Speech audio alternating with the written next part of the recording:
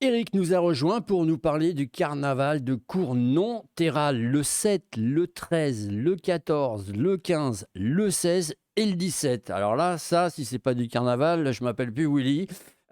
Eric, pour parler de ce carnaval-là, il est organisé par une association, si je me trompe pas. C'est ça, il est organisé par l'association, Les Amis du Carnaval de Cournonterral. Moi, je ne suis pas de Cournonterral, mais de Montagnac, mais je participe, à beaucoup de manifestations sur Cournonterral, dont, l'événement dont on va parler aujourd'hui. Alors, à quoi faut-il s'attendre pour ce carnaval? Alors, je l'ai dit, hein, le 7, le 13, le 14, le 15, le 16, le 17, tout ça, bien sûr, ce sont des dates où il va se passer plein de choses, grosse programmation. Mais en gros, si on devait, résumer, comment, tu t'y prendrais, tiens, d'ailleurs? Bon, le 7 février, c'est une première. Ça s'est jamais fait dans le sud, donc on avait envie depuis un certain temps de faire cette manifestation, la manifestation, un rassemblement steampunk. Donc là, ça va être un marché avec des artisans qui sont dans le monde steampunk. Ensuite, va arriver le week-end gras, comme on appelle ça, hein. Dans le week-end gras, le dimanche, il y aura un gros défilé de chars sur Cournonterral. Le point culminant est le mercredi décembre, le 18 février, avec les paillasses. Paillasse grosse coutume de Cournonterral, où là, à partir de 15 heures, ben, tous ceux qui sont encore dans le village, ben, ils ne pourront plus en sortir et les paillasses entreront en jeu de 15 heures à 18 heures. Mais ça, c'est un autre programme, ce n'est pas principalement pour cela que je suis là. Alors, on l'a bien compris, il va y avoir, des défilés, il va y avoir, de la musique aussi, je suppose. C'est un mélange de quoi? De traditions? Parce que je vois qu'il y a quand même beaucoup de trucs, gallo, lormène, c'est quoi? C'est une thématique bien précise?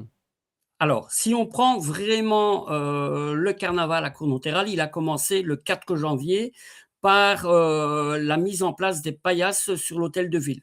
Sur l'hôtel de ville, on a mis un paillasse et on a mis un homme blanc. Il faut savoir que dans la légende, ce sont, les hommes blancs du village d'à côté qui venaient voler le bois du village de Cournonterral et les Cournonterralais, évidemment, ont repoussé ces hommes blancs et que l'homme de Cournonterral est représenté par un paillasse. Le paillasse a un grand gibus, il a un grand haut de forme, pardon, un gibus sur son visage pour qu'on ne le reconnaisse pas et lui voit par les deux petits yeux qui sont faits sur la peau d'animal.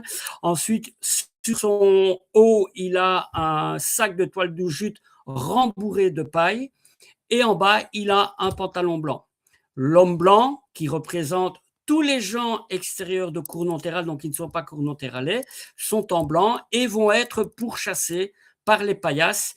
Et lors de cette manifestation le mercredi 18 février, eh bien, sur la place du village et un petit peu partout dans le village qui sera complètement fermé, on va retrouver de la lie de vin, des baignoires remplies de lits de vin et tout ça. Et les paillasses vont avec des morceaux de toile de jute, remplir leur toile de jute de cette lit de vin et courir sur les hommes blancs pour les badigeonner.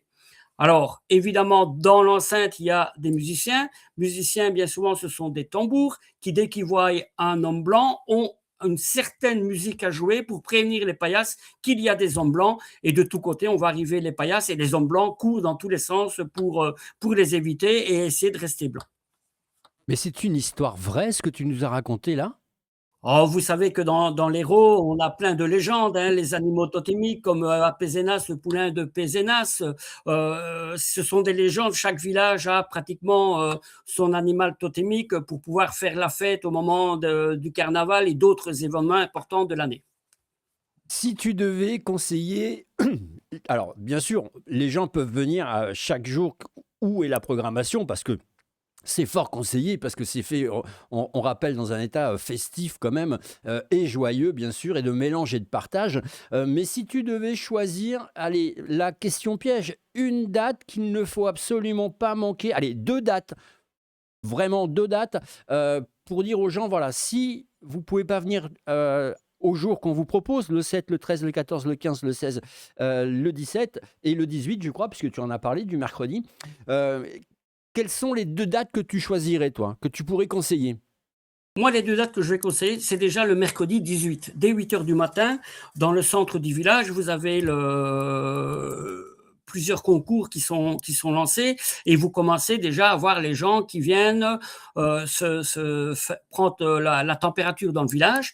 À midi, dans différents coins du village, vous avez le remplissage du paillasse. Donc, ce sont des grandes familles qui accueillent les paillasses et qui les bourrent de paille. Et là, après, ensemble, ils mangent. Et à 15 heures, le défilé part, 15 heures, je dirais à 14h30, le défilé part pour ramener tout le monde dans le centre du village sur la place Viala, où à 15 heures, le départ est lancé. Et si malheureusement vous êtes à ce moment-là sur la place, ben, vous participez comme un étranger et vous risquez d'être rempli de lits de vin. Ça, c'est le jour le plus important à ne pas rater.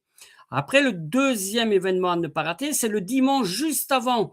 Le dimanche juste avant, où là, vous avez le corso, qui représente en général une quinzaine de chars.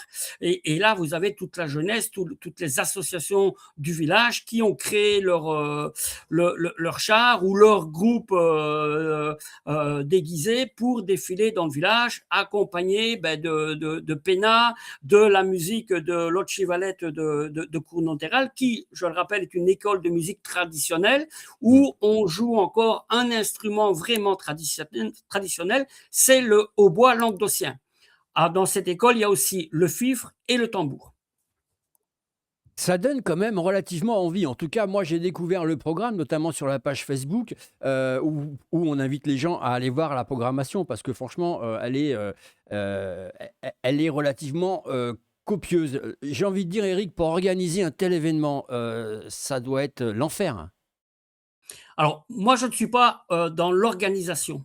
Je suis plus dans l'école de musique à jouer de la musique et j'ai mon association à Montagnac qui crée souvent des événements. On a fait un défilé vénitien, on a organisé un carnaval avec des animaux totémiques, on fait plein de choses et ils sont venus vers nous en nous proposant de faire une animation steampunk parce qu'ils ne savaient pas ce que c'était, mais pour essayer de faire bouger un petit peu les villageois et tout le secteur, tous les villages aux alentours pour les ramener sur Cournonterral et faire la fête avec eux. Alors, En fait, c'est quoi justement le steampunk? on y arrive. Le mot de steampunk, c'est un style vestimentaire inspiré de l'époque victorienne, mêlé à un imaginaire trop futuriste. Des mots compliqués, compliqués. On va prendre un bête exemple. Hein. Voilà un pistolet steampunk. Ah Donc, oui. on est parti, si le pistolet normal, il est comme ça, dans l'imaginaire, on a transformé notre pistolet steampunk pour pouvoir tirer des grenades sur les étrangers qui pourraient venir nous ennuyer. Voilà un petit peu le mode. Ça confirme aussi l'élégance du 19e siècle avec des éléments mécaniques ou industriels. On y retrouve souvent des hautes formes. Je vous montre. Voilà, un haute forme. Ah oui, joli. Voilà. Les femmes ont souvent un corset, des redingotes et de la dentelle. On retrouve, comme j'ai montré sur le pistolet, les engrenages, des montres à gousset, des lunettes d'aviateur. On retrouve du cuir, du laiton, du métal vieilli et des accessoires d'inventeur. C'est une mode, si on résume, c'est une mode créative et expressive, Mm. où chaque tenue raconte l'histoire d'un explorateur, d'un scientifique fou ou d'un voyageur du temps. D'où le costume que tu portes en ce moment, quand même. Voilà, c'est le début de mon costume que je mettrai samedi hein, à Cournonterral, mais je n'ai pas voulu dévoiler tous les éléments parce que vous allez voir, on est un peu, comme on dit, on est un peu loufoque dans ce système-là. Et vous aurez d'ailleurs l'occasion de voir dans l'exposition, parce qu'on a une exposition qui sera ouverte toute la journée, vous pourrez voir l'ébauche d'une machine pour voyager dans le futur. Ça, c'est de la programmation. Carnaval court Nanterral les 7, 13, 14, 15, 16, 17 et 18 février. Alors, allez-y, nombreux et nombreuses. N'hésitez pas un seul instant. En écoutant Eric, déjà, ça donne quand même l'eau à la bouche. On a vraiment envie d'y aller. Puis, je vous rappelle que vous pouvez faire gagner un reportage à notre ami Eric pour son association et faire tenter de gagner un reportage télé avec une équipe de caméras et journalistes qui s'y rendront directement sur place. Et on offrira bien sûr le reportage à Eric. Il vous suffit de voter le chiffre en haut à droite qui s'affiche, le chiffre 3. Merci beaucoup Eric. Merci à vous et on espère vous voir nombreux le 7 février à partir de 8h30 sur la place Viala à Cournonterral.